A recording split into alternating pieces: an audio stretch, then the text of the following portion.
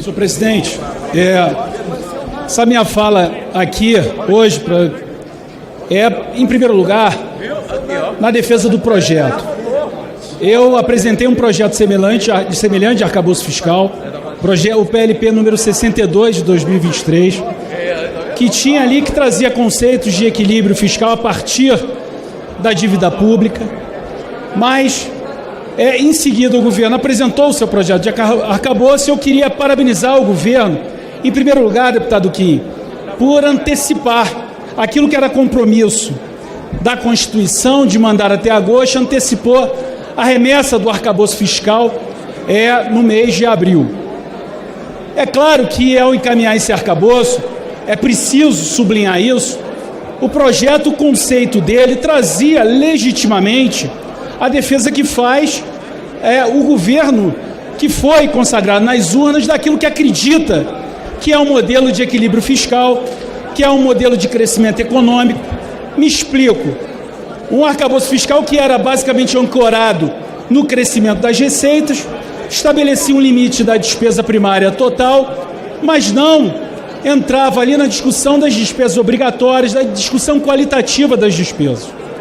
Nesse momento que se encaminhou esse arcabouço, reconhecendo a legitimidade do governo, eu estabeleci ali algumas críticas em relação a esse modelo pela minha preocupação no sucesso de um modelo de ajuste fiscal que era só baseada no crescimento da receita, da despesa acima da inflação e ancorado numa receita crescente, num esforço enorme do crescimento da receita.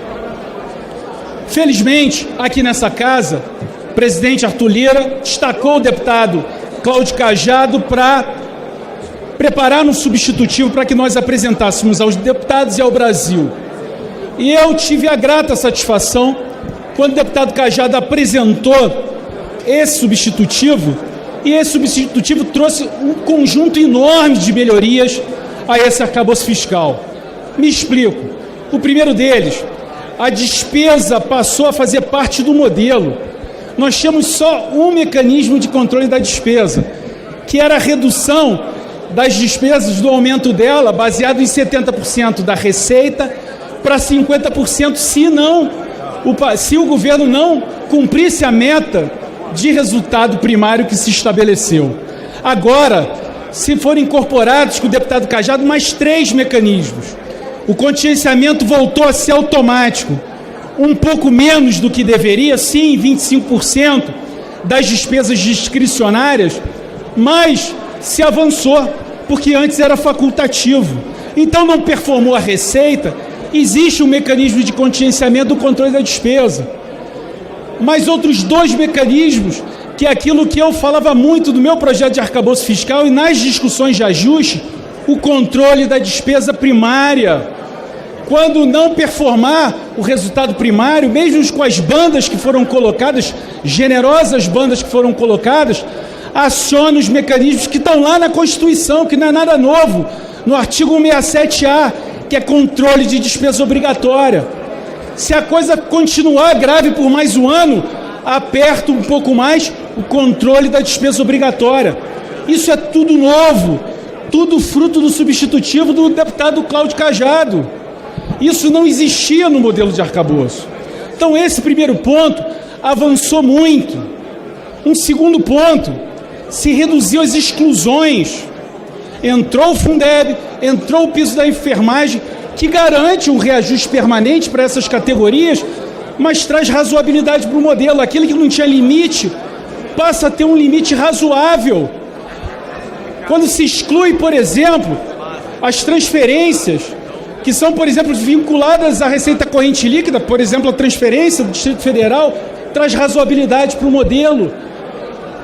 Ou seja, quando se faz uma melhor depuração daquilo que é receita recorrente, a despesa ela vai crescer com espaço de 0,6% real até 70%, até 2,5%, mas ela vai estar baseada na receita recorrente.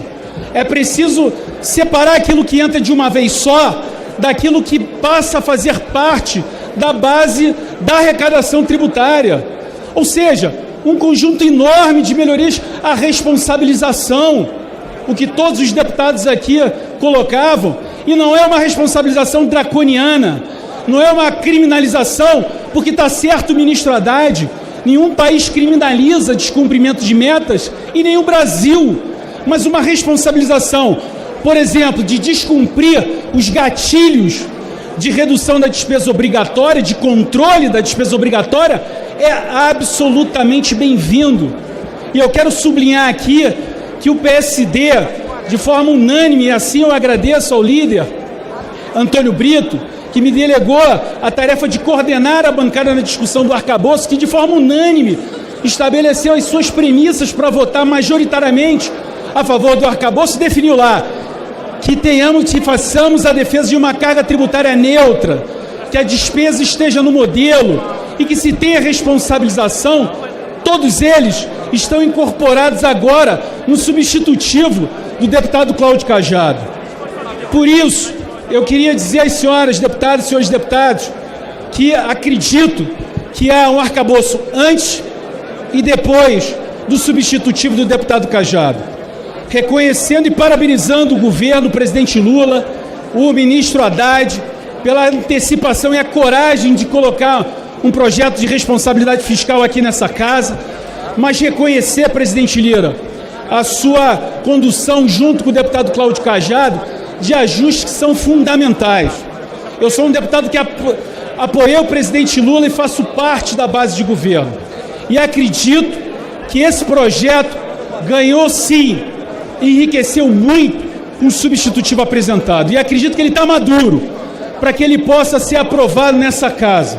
É claro que há ainda discussões se, por exemplo, gatilhos de comprometimento da despesa obrigatória, ao invés de ser 95% do compromisso da despesa obrigatória ser 93%, que a responsabilidade pode ser um pouco mais dura do que está. Que cravar o orçamento de 2024, já com a despesa aumentando no limite da banda de 2,5% foi demais, que a gente pode ter uma redação melhor da receita corrente, são ajustes que podem ainda ser feitos ao longo dessa semana, onde nós aprovaremos o mérito na quarta-feira que vem, mas que, sem dúvida nenhuma, o trabalho foi feito de corrigir os problemas desse projeto de nova regra fiscal que estavam pendentes na proposta que foi enviada ao governo. E eu queria, para finalizar, presidente Lira, agradecer muito também a liderança do governo, ao líder José Guimarães, a todos aqueles líderes que discutiram, os vice-líderes, líderes que discutiram profundamente esse projeto e que têm também a compreensão que esse enorme avanço é para o bem do Brasil. Essa não é uma regra fiscal que tem que atender só e resolver os problemas de um governo. É um ajuste fiscal que tem que ser importante para o Brasil, para que possa criar condições de crescimento econômico sustentável. Agora sim, de redução da taxa de juros, porque essa nova regra fiscal permite sim que abre espaço para a redução desses juros, que é o maior do mundo, para que a gente possa gerar empregos e garantir redução das desigualdades e redução da pobreza. E quero finalizar, presidente, agradecendo ao meu partido, ao PSD, pela confiança em todos os momentos da discussão desse projeto. Vamos aprovar a urgência e na semana que vem essa nova regra fiscal para o bem do Brasil. Muito obrigado.